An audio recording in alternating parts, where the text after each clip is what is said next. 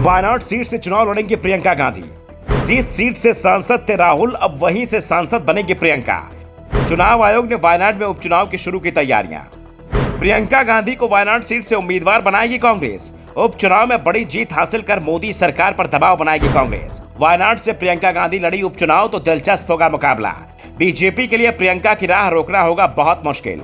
वामपंथी दलों के साथ भी प्रियंका खड़ी कर सकती हैं परेशानी।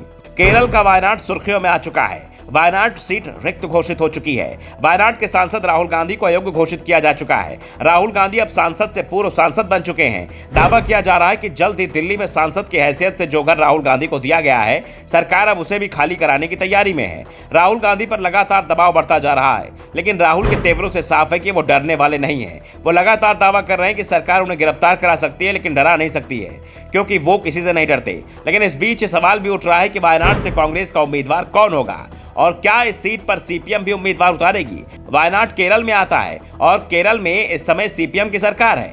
पी विजयन राज्य के सीएम हैं और अभी तक उन्होंने इस तरह के कोई संकेत नहीं दिए हैं कि वो कांग्रेस के खिलाफ उपचुनाव में उम्मीदवार नहीं उतारेंगे।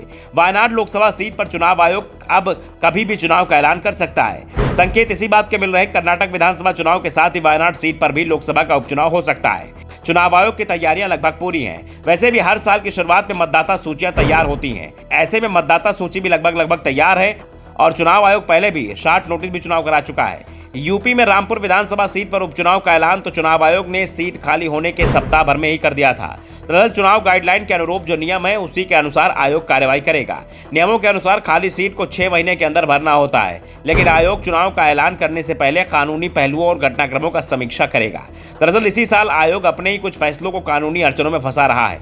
पिछले साल रामपुर विधानसभा सीट पर उपचुनाव का ऐलान करने के बाद चुनाव आयोग को अपनी अधिसूचना 2 दिन के लिए रोकनी पड़ी थी, क्योंकि सुप्रीम कोर्ट ने आजम पर निचली अदालत के फैसले का इंतजार करने का निर्देश दिया था। आजम की दोष सिद्धि पर रोक नहीं लग पाई थी, जिसके बाद चुनाव आयोग ने चुनाव करा दिए। लेकिन इसी साल जनवरी में लक्षद्वीप में पूर्व सांसद फैजल के मामले में केरल हाईकोर्ट ने सजा को निलंबित कर दिया था।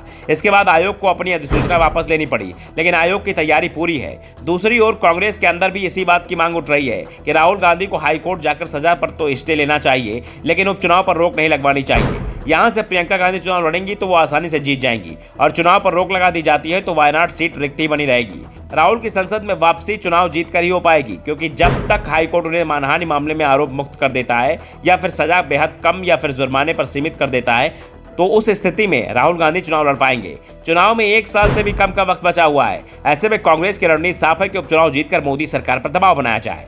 वायनाड कांग्रेस का गढ़ है और प्रियंका गांधी के यहाँ चुनाव लड़ने से कांग्रेस को कई फायदे होते दिखाई दे रहे हैं। सबसे बड़ी बात, प्रियंका के चुनाव लड़ने का फायदा कांग्रेस को 2024 में भी मिलना तय माना जा रहा है और दावा किया जा रहा है कि तब तक राहुल गांधी के चुनाव लड़ने पर भी रोक हट सकती है और भाई बहन यूपी के साथ दक्षिण भारत की भी एक सीट के लोकसभा चुनाव लड़ सकते हैं।